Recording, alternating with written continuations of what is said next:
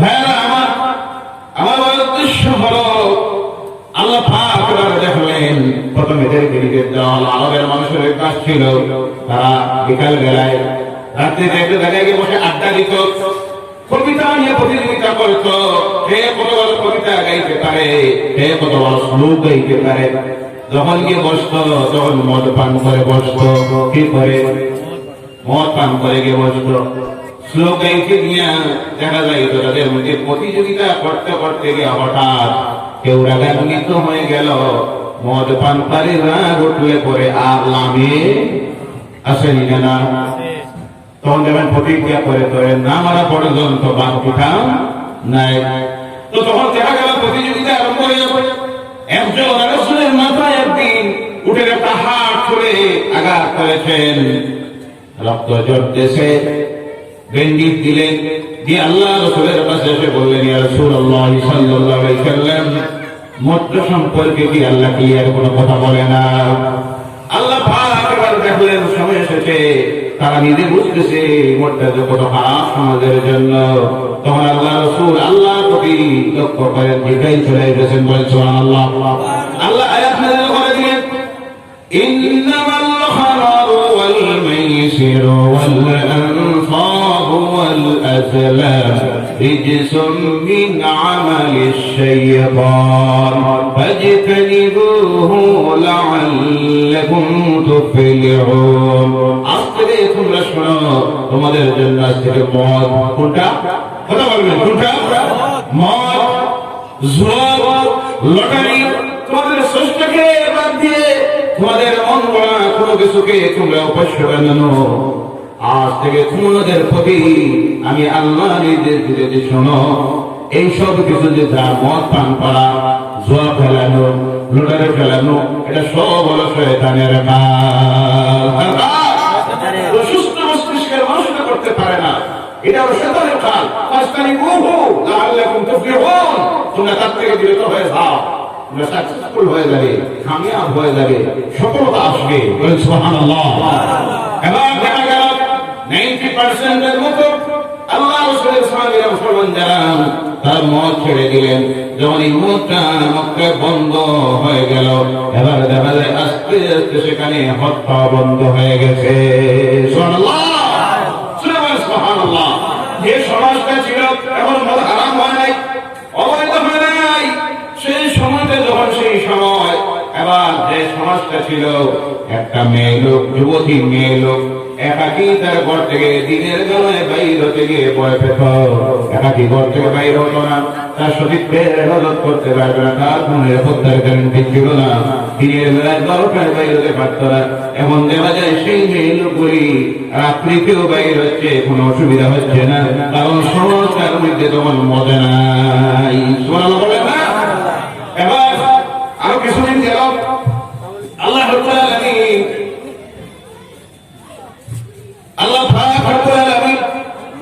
সাহাবায়ে কেরামেরা আরো দিন আল্লাহ রাসূলের কাছে গেলেন, যাওয়ার পরে গিয়ে আল্লাহ রাসূল সাল্লাল্লাহু আলাইহি ওয়াসাল্লামের কাছে প্রশ্ন করেন, এই মত সম্পর্কে আল্লাহ কিছু আপনি বলেন। এবার আল্লাহ রাব্বুল আলামিন তার হাবিবের প্রতি দেখলেন এমন সময় এসে গেছে, এই সময়ে যদি মত সম্পর্কে ক্লিয়ার তাদের কাছে বলে দেওয়া হয় তাহলে এরা মেনে নিবে।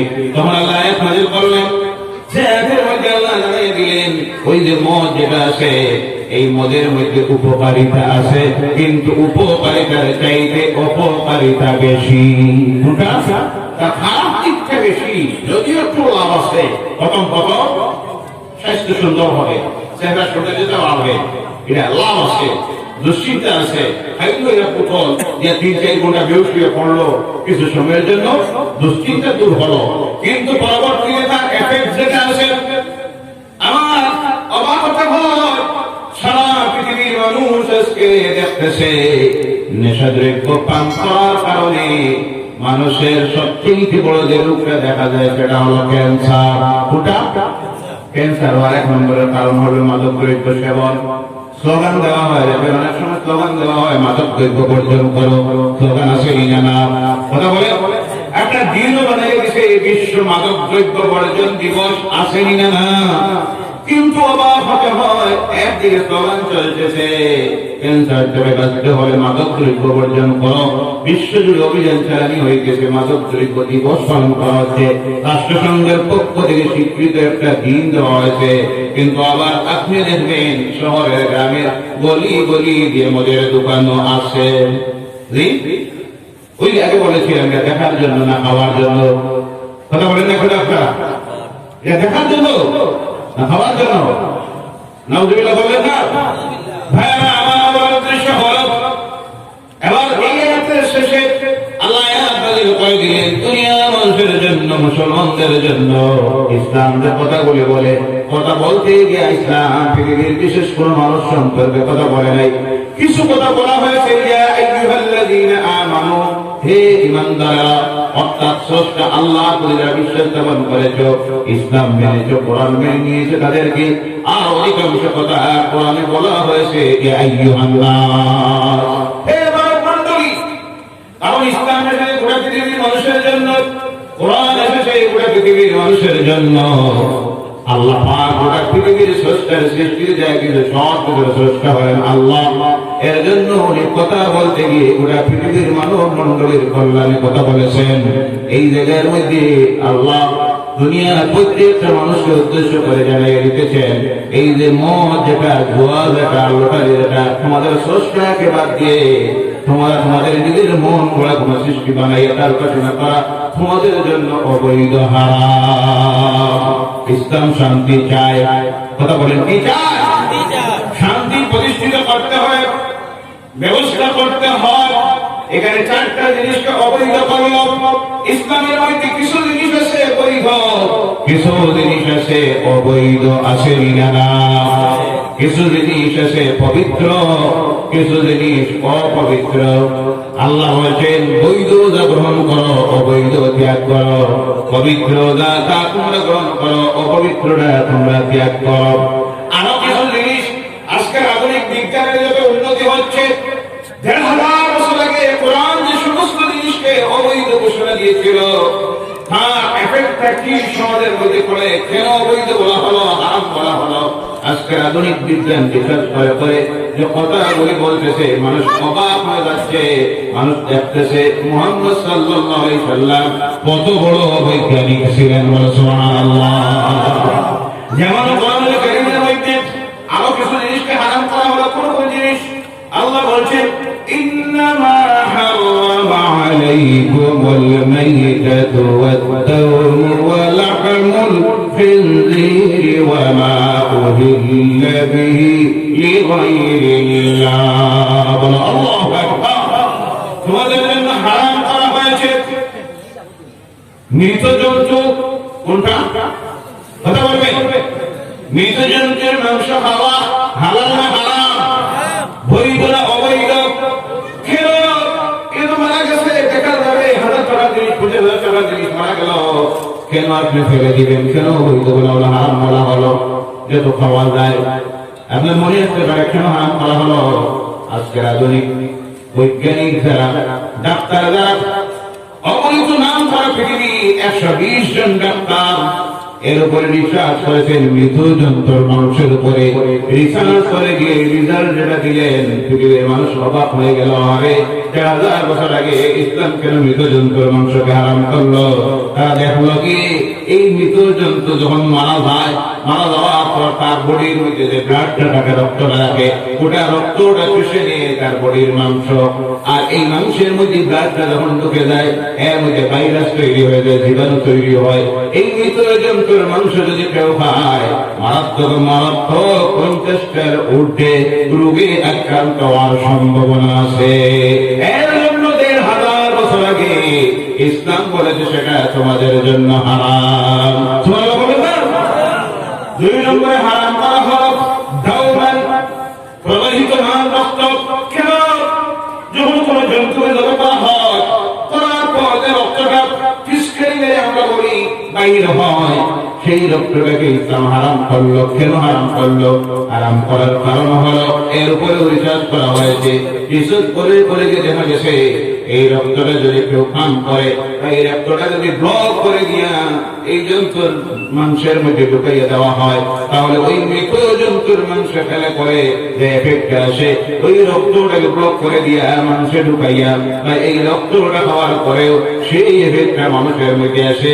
এর জন্য ১,৫০০ বছর আগে ইসলাম সেটাকে হারাম করলো, অবৈধ বললো। সুবহানাল্লাহ। কয়টা? দুইটা। কয়টা? ৩ নম্বরে হলো লাহমুল খিনজির, শুকরের মাংস। ইসলাম হালাল বলেছে না হারাম? ভাইরা আমার, অনেক ভাইরা আছেন আমাদের প্রতিবেশীকে অন্যান্য ধর্ম অবলম্বী ভাইয়েরা আছেন যারা খান। আমি তাদেরকে খারাপ বলছি না, তাদেরকে অবমাননা করতেছি না। ইসলাম কেন হারাম করলো সেটা আমি বোঝাইতে চাইতেছি। আমি বলবো না আমেরিকার নাম করা ৫ জন বিশেষজ্ঞ ডাক্তার, সবচেয়ে নাম করা আমেরিকা ইউরোপের ৫ জন নাম করা ডাক্তার এই শুকরের মাংসের উপরে রিসার্চ করবেন, করার পরে গিয়ে দেখবেন এই মাংসটার মধ্যে কিছু প্রকারের ভিটামিন আছে, প্রোটিন আছে। এই মাংসটা যারা খায়, খাওয়ার সঙ্গে সঙ্গে তাদের দেহের মধ্যে যে জিনিসটা সবচেয়ে বেশি বেড়ে যায় তার নাম হলো সেক্স। কোনটা? কোনটা? সেক্স বেড়ে যায়। তখন হইতে পারে এই মানুষটা যে কোনো সময় তার নিজের সেক্সের কন্ট্রোলিং পাওয়ার তার কাছ থেকে চলে যেতে পারে, আর চলে গেলে যে কোনো সময় অবৈধ যৌনকারে ব্যভিচারে লিপ্ত হয়ে যাইতে পারে। তাই সেটা থেকে তাকে বাঁচানোর জন্য ১,৫০০ বছর আগে ইসলাম সেটাকে হারাম করেছে। বলে সুবহানাল্লাহ। এটাতে এফেক্ট কিভাবে আসে তা যদি আপনি দেখতে যান, তাহলে বর্তমান আমেরিকা, এই আমেরিকায় আজকে শরীরকে চালাইয়া দেখা গেছে বর্তমান আমেরিকায় ১৯ লক্ষের ঊর্ধ্বে ছেলেমেয়েরা অনাথ আশ্রমের মধ্যে আছে, শিশু আশ্রমের মধ্যে আছে, যাদের মা বাবার কোন পরিচয়। কারণ হলো অবৈধ যৌন ছেলেদের জন্ম হয়েছে, সমাজের লোক লজ্জার কারণে মা বাবা রাস্তার ফুটপাতে ফেলে দিয়েছে, রাস্তার কিনারার বনে জঙ্গলের মধ্যে ছেড়ে দিয়েছে। ওখান থেকে প্রশাসনের লোকরা তুলে দিয়েছে, নিয়ে তাদেরকে লালন পালন করতেছে।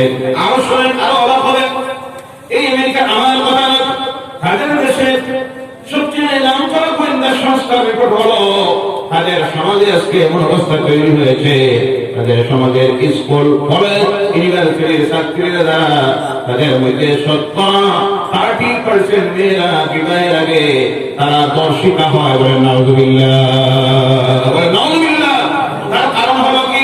তার কারণ হলো তাদের সমাজের মধ্যে সবচেয়ে বেশি যে মাংসটা চলে, কোন মাংস? শুকরের মাংস। এর একটা আলাদা হবে একেবারে। আমাদের প্রতিবেশী বিভিন্ন রাজ্য আছে, যেমন মিজোরাম আছে, নাগাল্যান্ড আছে, মেঘালয় আছে। এখানে আপনারা অনেক যান কর্মসূত্রে, বিভিন্ন সময় গেলে করে দেখবেন। এটার কাছ থেকে শুনি যে এখানের মধ্যে অনেক আছে, দেখা যায় অনেক সময় তাদের মধ্যে দেখা যায় স্বামী মদ পান করে, স্বামী শুকরের মাংস পান করে, স্ত্রী শুকরের মাংস খায় না, তার স্ত্রী মদ পান করে না। এরপরে দেখা যায় কিছুদিন বেঁধে যাওয়ার পরে 2-3টে ছেলে মেয়ের জন্ম দিয়েছে। যাওয়ার পরে ওই স্বামী আর অন্য বড় নারীর সঙ্গে সম্পর্ক স্থাপন করেছে, তখন বউ তাকে চলে গেছে। তার কারণ হলো ওই যে স্বামী মদ পান করে, এই স্বামী যে শুকরের মাংস খায়, খাওয়ার কারণে তার শারীরিক যে যৌন চাহিদা, এটা এই স্ত্রীর দ্বারা কন্ট্রোল দেওয়া সম্ভব হচ্ছে না, তখন অবৈধ রাস্তার মধ্যে এসে চলে যায়। তার কারণে আজ থেকে ১,৫০০ বছর আগে আল্লাহর নবী মুহাম্মদ রাসূলুল্লাহ সাল্লাল্লাহু আলাইহি ওয়াসাল্লাম সেটাকে হারাম করলেন। বলেন সুবহানাল্লাহ। এরপরে স্রষ্টার নাম আল্লাহর নাম ব্যতীত যদি কোনো কিছুকে জবে করা হয়, কারণ এই সব কিছু সৃষ্টির মালিক কে? এই সব কিছুর মালিক কে? যত জন্তু আমরা জবে করে খাই, প্রত্যেকটার মালিক কে? এবার এটাকে আপনি জবে করবেন কার নামে? স্রষ্টার নামে। এই স্রষ্টার নির্দেশ হলো আমার নাম ব্যতীত যদি তোমরা কোনো কিছুকে জবে করো, তাহলে সেটাকে আমি বৈধতা দিতে পারি না, কারণ এর স্রষ্টা হলাম আমি, এর মালিক হলাম আমি। দুনিয়ার সাধারণ নিয়ম আছে, ওই রাস্তা দিয়ে ছাগল যাইতেছে, আপনি চাইলেন সেটাকে জবে করে খাবেন, তার মালিকের পারমিশন লাগবে না? কথা বলে, মালিকের পারমিশন লাগবে। মালিকের পারমিশন যদি আপনি জবে করতে পারবেন না, এই স্রষ্টার নির্দেশ হলো এটাকে বৈধ করেছি খাওয়ার জন্য, এই জন্তুগুলিকে তোমরা জবে করতে গিয়ে আমি মালিকের নামে সেটাকে জবে করো, নতুবা এটা আমার পারমিশন তোমাদের নাই। এখানে চারটা জিনিসকে ইসলাম হারাম করলো। এরপরে যে জিনিসটাকে ইসলাম হারাম করেছে, যেটা আজকে আমাদের সমাজের মধ্যে এমন ভাবে চালু হয়েছে, ঘরের মধ্যে ঢুকে গেছে, যার নাম হলো সুদ। কোনটা? তার নাম সুদ। সুদ বুঝতেছেন আপনারা? সুদ বুঝলেন? এটারও নাম বদলে গেছে, এর নাম ইন্টারেস্ট। কোনটা আপনারা বুঝে যায়, যেমন বাংলা বুঝেন না, ইংলিশও বুঝেন না, কোনটাও বুঝেন না। কোনটা বুঝেন? আরো বুঝেন না, আরো বলে বলে আমি বলবো, অসুবিধা নাই। ইংরেজি যদি বলেন, ইংরেজিতে বলে আমি বলবো। কোনটা বুঝেন আপনারা? সবটা বুঝেন, জি সব বুঝেন, কিন্তু বলতে স্মরণ লাগে, স্মরণ করবেন না। এটাকে ইন্টারেস্ট বলা হয়। হালাল না হারাম? জোরে বলেন হালাল না হারাম? আল্লাহ রাব্বুল আলামিন তার কালাম কোরআনে কারীম এটাকে হারাম বললেন। কেন বললেন? আয়াতটা পরে বলছি। তার কারণ হলো, দেখা গেল সুদে খেয়ে যারা বড় বড় মহাজন, আর নেই যারা, তারা হলো গরিব, যারা অসুবিধার মধ্যে পড়ে, তারা সেটা নিতে গিয়ে এমন দেখা গেল লোকটা নিল ব্যবসা করার জন্য 10,000 টাকা আপনার কাছ থেকে। নেওয়ার পরে একটা মাস ব্যবসায় কাটাইল, কাটানির পরে দেখা গেল লস হয়েছে। কি হয়েছে? নিল 10,000 টাকা উদাহরণস্বরূপ, সারা মাস ব্যবসা করার পরে গিয়ে দেখলো এখন হয়েছে 9,000 লস মাসের ব্যবসায়। কিন্তু মালিক সেটা কি বুঝবো? দেওয়া লাগবো না? মাস যেমনি শেষ হবে মালিকের জায়গা পাওনা দিতে হবে। এবার দেখা যায় দেয় যত দিতেছে, ধনীর ধন কমতেছে না বাড়তেছে? বাড়তেছে না কমতেছে? আর গরিব শোষিত হচ্ছে। আল্লাহ রাসূল তখন বললেন, ও গরিব, গরিব মানুষগুলি তোমাদের যারা সমাজে, তাদেরকে তোমরা ঋণ দেও। কি দেও? ঋণ দেও। আবার ঋণ যারা নেয় তাদের প্রতি আল্লাহ রাসূল বলছেন, তোমরা যখন ঋণ নেও, এই ঋণটা তোমরা করো কি? নেওয়ার সঙ্গে সঙ্গে পরিশোধ করার চেষ্টা করো। আজকে ব্যাংক থেকে ঋণ দেওয়া হয়নি না? ঋণ আমাদের সমাজে অনেক মানুষ আছে, তখন দেখবেন ব্যাংক থেকে ঋণ নেই। মানব সমাজের মধ্যে সব ধর্মাবলম্বীর মধ্যে আছে, দেখবেন ঋণ যখন নেই, নেওয়ার সঙ্গে সঙ্গে তার বাবা শুরু করে কিভাবে ব্যাংকে রাখি দেওয়া যায়। আছে কিনা না? আল্লাহ রাসূল কঠোর ভাষায় নির্দেশ দিতেছেন, তোমরা যখন নেও প্রথম নিয়ত করো পরিশোধ করা, এবং যত তাড়াতাড়ি সম্ভব হয় ঋণ পরিশোধ করে দাও। সুবহানাল্লাহ। ধনীদেরকে বলছেন, গরিব তোমার কাছে সাহায্য চাইতে যখন যাবে, তুমি ওই গরিবকে সাহায্য করো। সময় মতো যদি দিতে না পারে, তাকে আরো সময় দিও, সময় দিও। আবার ঋণ গ্রহীতাকে বলছেন, তোমরা যখন নির্দিষ্ট সময় যদি দিতে না পারো, তখন ঋণ যার কাছ থেকে এনেছো তার কাছে গিয়ে টাইম নিও। যদি গিয়ে টাইম না নেও, তার মেজাজটা খারাপ হয়ে বলি না, টাকা নিল নির্দিষ্ট তারিখে আসলো না, তখন আপনার প্রতি কঠোর ব্যবহার করতে পারে। এই আল্লাহ রাসূল বলছেন, ঋণ যখন নিবে, নেওয়ার পরে আল্লাহর কাছে দোয়া করিও, আল্লাহ আমাকে ঋণ মুক্ত করে দাও। হাদিস শরীফের মধ্যে আসছে, আল্লাহ রাসূল বলছেন, যে ব্যক্তি ঋণ নেওয়ার পরে আল্লাহর কাছে দোয়া করে ঋণ মুক্ত হওয়ার জন্য, আল্লাহ তার কুদরত থেকে, গায়ব থেকে ওই ব্যক্তির ঋণ পরিশোধ করার ব্যবস্থা করে দেয়। সুবহানাল্লাহ। কিন্তু সুদকে হারাম করলেন। আনন্দের সুদে যদি এই গরিব খালি গরিব হবে, এর জন্য আল্লাহ আয়াত নাযিল করে দিল। মক্কার মানুষের মধ্যে দুইটা শ্রেণী তৈরি হয়েছিল, একটা হলো ধনী, আর তাদের ধন বাড়তে আসে আর বাড়তে আসে, আর গরিব যারা তারা শুধু গরিব হইতেছে। এবার দেখা গেল এই গরিব যখন গরিব হইতেছে আর ধনীর ধন বাড়তেছে, তখন গরিবের মনের মধ্যে হিংসা জেগে যায়, তার ধন আছে আমাকে দেয় না, আমি যদি আনি তারপরে আবার বেশি বেশি দিতে হয়, আমার সব যায়। তখন তাদের প্রতি যখন হিংসার ভাব মনে আসে, তখন ওই গরিব শ্রেণীর মধ্যে থেকে একটা শ্রেণী তৈরি হয়ে যায়, যারা চুরির রাস্তার মধ্যে যায়, ডাকাতির রাস্তায় যায়। কথা আছে কিনা না? তখন আল্লাহ রাসূল সাল্লাল্লাহু আলাইহি ওয়াসাল্লাম এর দিকে সুদ হারাম করলেন, জানাই দিলেন আল্লাহ আয়াত নাযিল করলো, আহাল্লাল্লাহুল বাই'a ওয়া হারামা রিবা। তোমাদের জন্য ব্যবসা হালাল, ব্যবসা বৈধ, সুদ হারাম। সুদ কথা বলবেন, হারাম। সুদ হারাম। কতটুকু হারাম, কতটুকু নিন্দনীয় কাজ ইসলামে কিন্তু বড় দুঃখ লাগে, আফসোস লাগে, আজকে আমাদের সমাজের মানুষ ওই সুদগুলি মদ গরুগুলিকে নফরত করে না।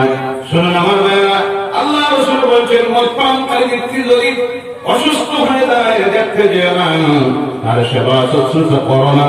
ওলামায়ে কেরামরা লিখতেছেন এটা মারা গেলে তার জানাজার নামাজে শরীক কেন? তার প্রতি কোনো দুশ্মনী আছে আমাদের? তার প্রতি কোনো দুশ্মনী নয়, সংশোধনের রাস্তা তাদের আনার জন্য সংশোধিত হক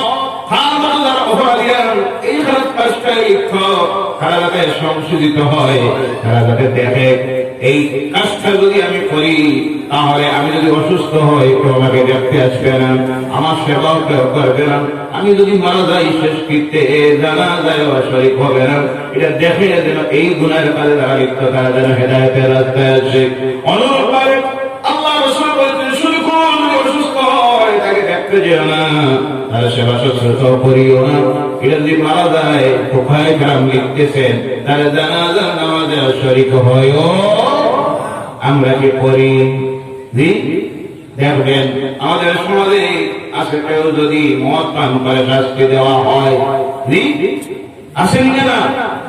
আবার দেখবেন এই সমাজে আবার যে সুদ গ্রহণ করে মসজিদে গিয়ে যখন ঢুকে, কারণ সুদ খাইলে তো ধনী আছে না, সুদ খাইলে ধনী, মসজিদে গিয়ে যখন ঢুকে তখন বলা হয় চলে যান আগের সবে নাউজুবিল্লাহ বলে না, কোনটা তুলে বসে মসজিদের প্রেসিডেন্ট সাহেব নাউজুবিল্লাহ বলেন না, সেক্রেটারি সাহেব নাম প্রশ্ন করবুঝকু নাউজুবিল্লাহ বলেন না। শুনুন আমার সংক্ষিপ্ত ভাবে দুইটা হাদিস শুনাইতেছি। আল্লাহ রাসূল সাল্লাল্লাহু আলাইহি সাল্লাম বলেছেন কোন ব্যক্তি যদি 1 টাকা পরিমাণ সুদ গ্রহণ করে, সেই ব্যক্তি 34 বার জিনা করলে, ব্যভিচার করলে যে পাপ হয়, 1 টাকা পরিমাণ সুদ গ্রহণ করলে তার আমলনামায় আল্লাহ সেই পরিমাণ পাপ লিখে দেন। নাউজুবিল্লাহ বলেন না, নাউজুবিল্লাহ। আল্লাহ রাসূল সাল্লাল্লাহু আলাইহি সাল্লাম বলেন কোন ব্যক্তি যদি 1 টাকা পরিমাণ সুদের স্তর আছে, সবচেয়ে নিম্ন স্তরের সুদ হলো কোন ব্যক্তি যদি তার আপন মাকে বিবাহ করে, নাউজুবিল্লাহ বলেন না, এটা কি সম্ভব আছে? কোন ধর্মের মানুষ সেটা কখনো মেনে নিতে পারে না, গ্রহণ করবে, তার বিবেক থেকে বাধা দিবে, নিজের আপন মাকে কেউ বিবাহ করে না, করতে পারবেও না। আল্লাহ রাসূল বলছেন কেউ যদি এত বড় ধরনের কাজ করেন, আপন মাকে যদি বিবাহ করেনি, করেন যদি গুনাহটা হবে, পাপ হবে। কোন ব্যক্তি যদি সুদে 1 দিরহাম পরিমাণ 1 টাকা পরিমাণ গ্রহণ করেনি, তার আমলনামায় সেই পরিমাণের গুনাহ পাপ লেখা হয়ে যায়। সমাজে ভারসাম্য রাখার জন্য জনসম্পদের ধনী আর গরিবের ব্যবধান তৈরি না হয়, গরিবদের যাতে শোষিত না হয়, এবার তো সুদের রাস্তা বন্ধ করে দিল ইসলাম। এই মানুষটা চলবে কিভাবে, বাঁচবে কিভাবে, তার ব্যবস্থা দেওয়ার দরকার আসেনি না।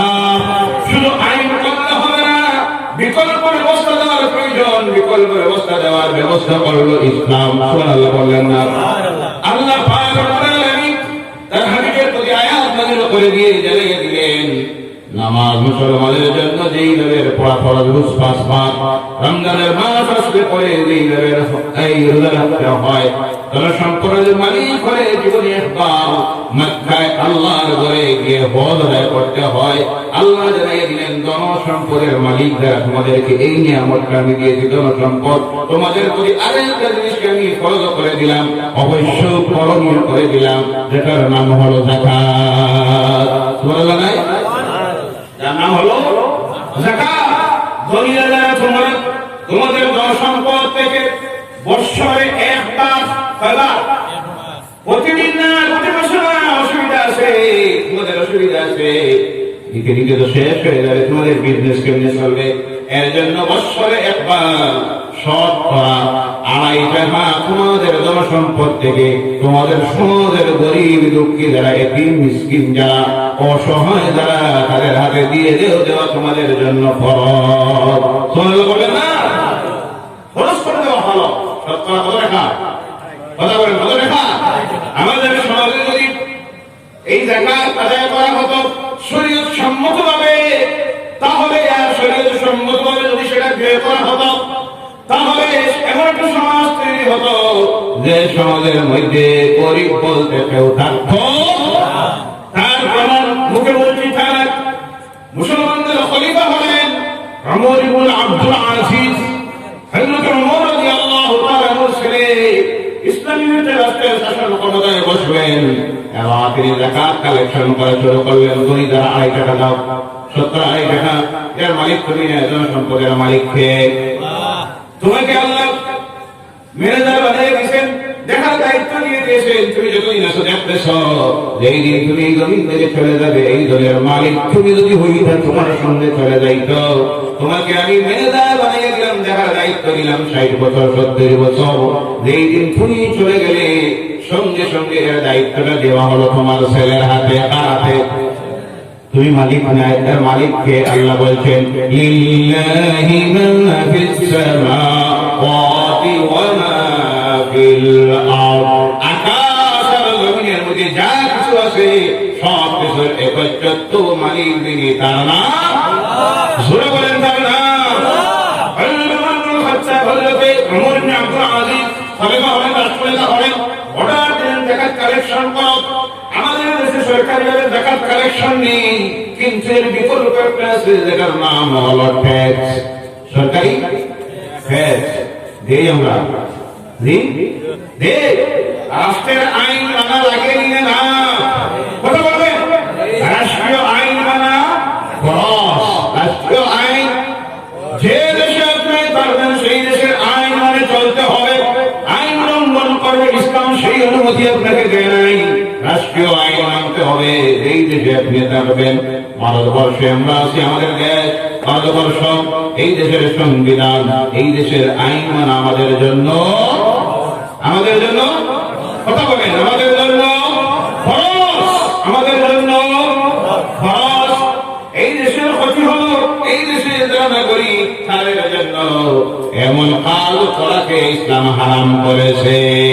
মনে রাখবো, এই দেশের অখণ্ডতা রক্ষার জন্য বিদেশি কোন পাশক্তি যদি এই দেশকে আক্রমণ করে, তখন এই দেশের নাগরিক জাতি বর্ণ ধর্ম নির্বিশেষে প্রত্যেকের জন্য এই দেশের হেফাজতের জন্য নিজের জীবন দেওয়া, রক্ত দেওয়া, খরচ দেওয়া খরচ। উদাহরণস্বরূপ আমাদের প্রতিবেশী দেশ পাকিস্তান। কোন দেশ?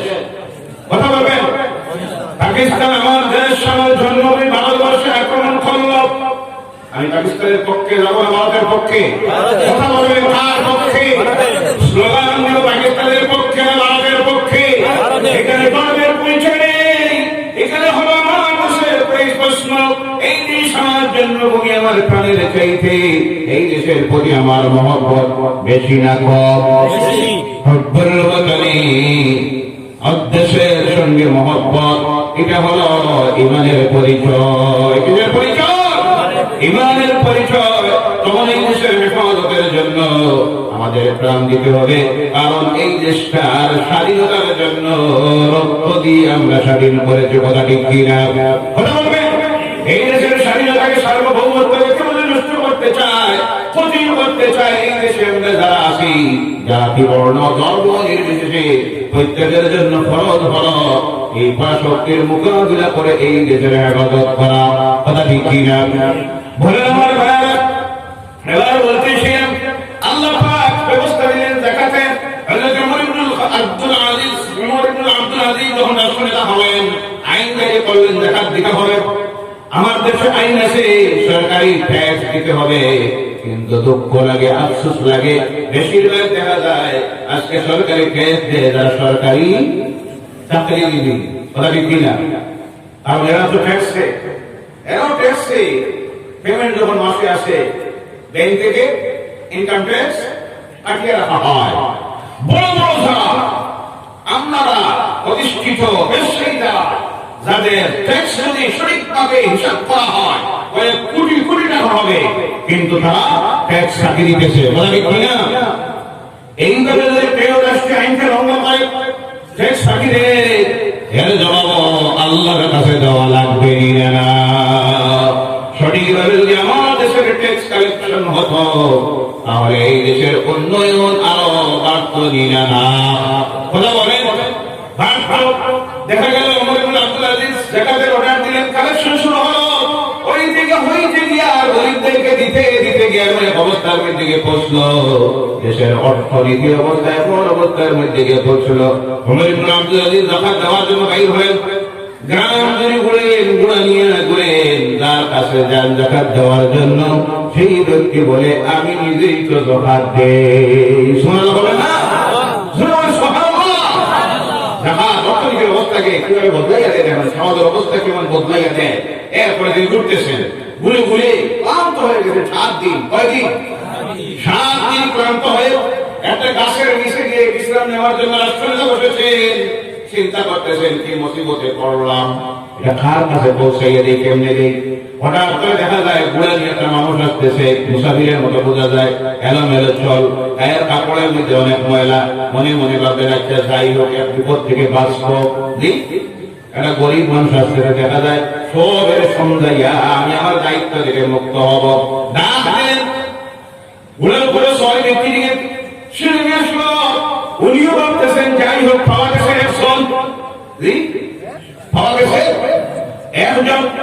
উনিও চিনতে পারতেছে না উনি যিনি গাছের নিচে বসে আছেন একজন রাষ্ট্রনেতা। তিনি ভাবতেছেন মনে হয় কোন মুসাফির, কোন মনে হয় ফকির, গরিব দুঃখী মানুষ বসে আছে। উনিও বুড়ার উপর থেকে গিয়ে নামলেন, আমি বললেন কেন ডাক দিলেন? বলে ডাক দিলাম এই জন্য আমার কাছে রাষ্ট্রীয় বসে লক্ষ লক্ষ দিনার, লক্ষ লক্ষ টাকা পয়সা, মিলিয়ন মিলিয়ন সারা দেশ জুড়ে ঘুরেছি, দেওয়ার জন্য একটা মানুষ পাই নাই। কারণ আমার এই দেশের প্রত্যেকটা মানুষ যাকাত দেয়। হবে না, এই জন্য আপনাকে বিদেশিটা নেন। 7 দিন হয়েছে ওনারা পাই না, আপনারা পাইছি। তখন সেই ব্যক্তি বললেন আচ্ছা শুনুন আপনার কয়দিন হয়েছে? উনি বললেন, রাষ্ট্রীয়রা বললেন আমার 7 দিন হয়ে গেছে। উনি বললেন আপনার তো মাত্র হলো 7 দিন, আমার আজকে 7 সপ্তাহ হয়ে গেছে, সারা দেশ জুড়ে ঘুরতেছি। আমার এই জায়গাতে পয়সাটা দেওয়ার জন্য গোটা দেশে একটা মানুষ খুঁজাইয়া পাইছি না।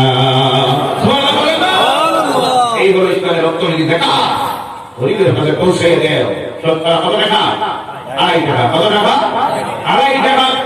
2 নম্বরে রমজানের মাস যখন আসে, কি ধর্ম? ইসলাম। দেখেন মানবতার ধর্ম ইসলাম, ভ্রাতৃত্ববোধের ধর্ম ইসলাম, সাম্প্রদায়িক সম্প্রীতির ধর্ম ইসলাম। কত বড় সাম্প্রদায়িক সম্প্রীতির উদাহরণ আল্লাহ রাসূল রেখে গেলেন, দুনিয়া কেউ রেখে যেতে পারে নাই। আজকে তো আমরা স্লোগান দিই, বক্তব্য দেই, আমরা সব চাই সাম্প্রতিক সম্প্রীতি। আল্লাহ রাসূল মদিনা শরীফে গেলেন, কোন জায়গায়? মদিনায় গেলেন, যাওয়ার পরে দেখেন সেই জায়গার মানুষ করি মুহররম মাসের 10 তারিখে রোজা রাখে। কোন মাসে? মুহররম মাসের 10 তারিখে রোজা রাখে। আল্লাহ রাসূল দেখেন আমি যদি নিষেধ দিয়ে রাখি না তাহলে সাম্প্রদায়িক সম্প্রীতির মধ্যে বাধা আসবে। আল্লাহ রাসূল তাদেরকে জিজ্ঞাসা করলেন কি জন্য তোমরা রোজা রাখো? বললো আমরা রোজা রাখি আমাদের নবী মূসা আলাইহিস সালামের প্রতি এই দিন আল্লাহর পক্ষ থেকে কিতাব নাযিল হয়েছিল। অত্যাচারিত শাসক ফেরাউনের হাত থেকে আল্লাহ সেই দিন থেকে নাজাত দিয়েছিল। এর জন্য আমরা আল্লাহর কৃতজ্ঞতা জ্ঞাপন করতে গিয়া সেই দিনে রোজা রাখি। আল্লাহ রাসূল সাহাবায়ে কেরামদেরকে নির্দেশ দিলেন, আমার সাহাবীরা, সাহাবী বলা হয় আল্লাহ রাসূলের সঙ্গে সাথী যারা, আল্লাহ রাসূল নির্দেশ দিলেন আমার সাহাবীরা আজ থেকে তোমরাও এই মুহররমের 10 তারিখে রোজা রাখো। সমাজে অশান্তি তৈরি হবে, একজনের রোজা রাখতে আমার রাখতেছে না। আল্লাহ রাসূল আমাদের উপরে যাওয়ার পরে দেখলেন সেই মদিনায় মানুষ করি খ্রিস্ট ধর্ম অবলম্বীরা তারা যখন উপাসনা করে, প্রার্থনা করে, তখন তারা মসজিদুল আকসা দিকে মুখ করে সিজদা দেয়। কোন দিকে? মসজিদুল আকসা দিকে মুখ করে সিজদা দেয়।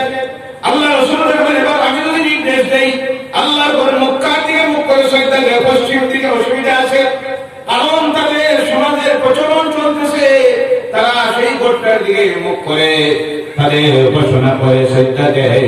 তাই আল্লাহ রাসূল মদিনায় যাওয়ার পরে 17 মাস, কত মাস? 17 মাস সাম্প্রদায়িক সম্প্রীতি যাতে বজায় থাকে, সমাজে যেন অশান্তি তৈরি না হয়, আল্লাহ রাসূল 17 মাস নামাজ পড়তে গিয়া সেই ঘরের দিকে মুখ করে নামাজ পড়লেন। এরপরে আল্লাহ জানিয়ে দিল আমার হাবিব আপনি এবার পশ্চিম দিকে ফিরে যান। তখন আল্লাহ রাসূল পশ্চিম দিকে ফিরলেন, বলেন সুবহানাল্লাহ। এবার ইসলাম দেখলেন আল্লাহ রাসূল মানুষ আছে গরিব, ঈদের দিন যখন আসবে ওই গরিবরা যারা হাজার হাজার টাকার দামের কাপড় পরিধান করবে গায়ের থেকে দিবে, আর এরপরে যদি দেখা যায় ধনীর ঘরের ছেলে মেয়েরা নতুন কাপড় পরিধান করে রাস্তায় বাইরে হয়েছে, আর গরিবের ছেলে মেয়েরা বাবা পরিশ্রম করে যে পয়সা আনে তা দিয়ে তার খাবার জুটে না, ভালো কাপড় চোপড় কোথার থেকে দিবে? দেখা যাবে ধনীর ছেলে মেয়েদের গায়ে ভালো কাপড় আর গরিবের ছেলে মেয়ের গায়ে খারাপ কাপড়। এটা ইসলাম সহ্য করতে পারে না, আল্লাহ সহ্য করতে পারেন না।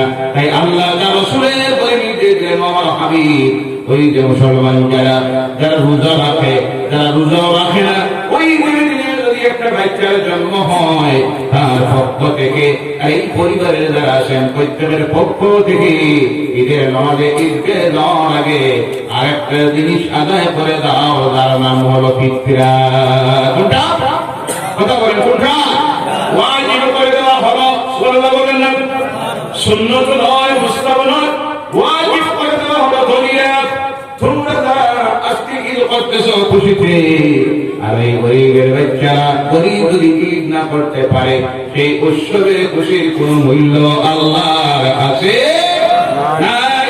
আল্লাহ রাসূল ক্লিয়ার দেখাইয়া দিলেন, ঈদের নামাজে আমার আগে তাদের ফিতরা আদায় করবে না, তারা যেন আমার এই মুসল্লায় প্রবেশ না করে, অর্থাৎ তারা ঈদগাহ ময়দানে না ঢুকে তুমি এখানে এসে আল্লাহ কুদরতের কদমে সিজদা দিবে।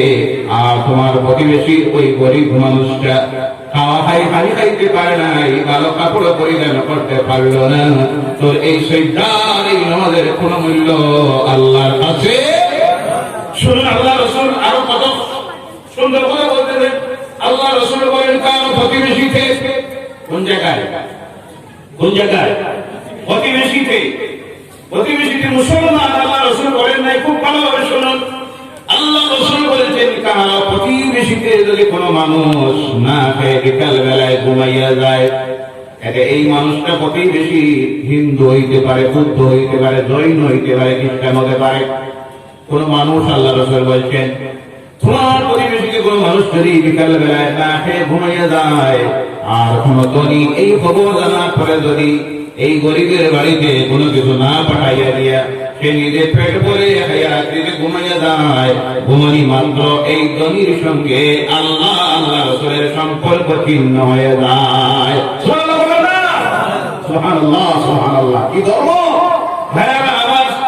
আল্লাহ রাসূল সাল্লাল্লাহু আলাইহি ওয়াসাল্লাম, এবার দেখা গেল সেই সমাজের মধ্যে জেনা চলে, ব্যভিচার চলে, তখন সেখানে কোনো আইন নাই ব্যভিচারের বিরুদ্ধে। আল্লাহ পাক প্রথম আয়াত নাযিল করলেন ব্যভিচারকে বন্ধ করার জন্য, প্রথম আয়াত নাযিল করলেন, ওয়ালা তাকরাবুয যিনা ইন্নাহু কানা ফাহিশাতাও ওয়া সাআ সাবিলা। আল্লাহু আকবার। জেনা হলো ব্যভিচার, এই ব্যভিচারের নিকটবর্তী তোমরা হয় না, কত দূরের কথা, এর নিকটে তোমরা যেও না, কারণ এটা হলো খারাপ কাজগুলির একটা রাস্তা।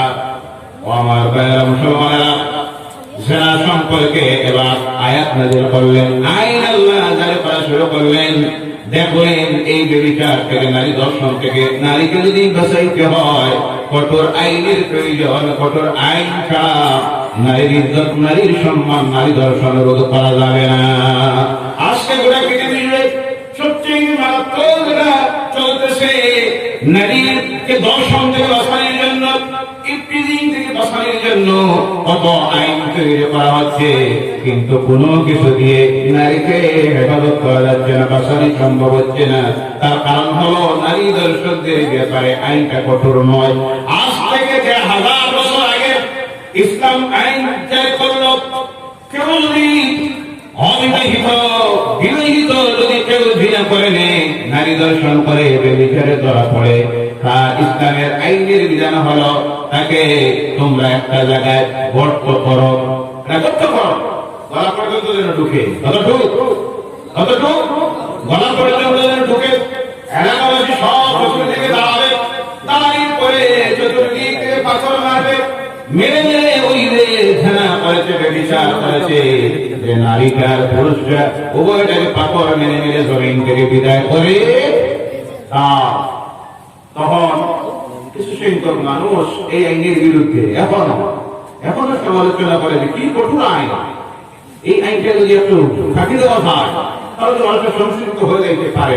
ওই যে ফাঁকি দেওয়ার কারণে আজকের সমাজের বেবিচার বন্ধ হচ্ছে না, তখন যে কঠোর আইন ইসলাম জারি করলো তার কারণ হলো দেখা গেল যদি এখানে ফাঁকি দেওয়া যায় একটু আইনে, তাহলে দেখবে কেউ যখন জেনা করবে, নারী দর্শন করবে, সে দেখবে বেশি থেকে বেশি 10 বছর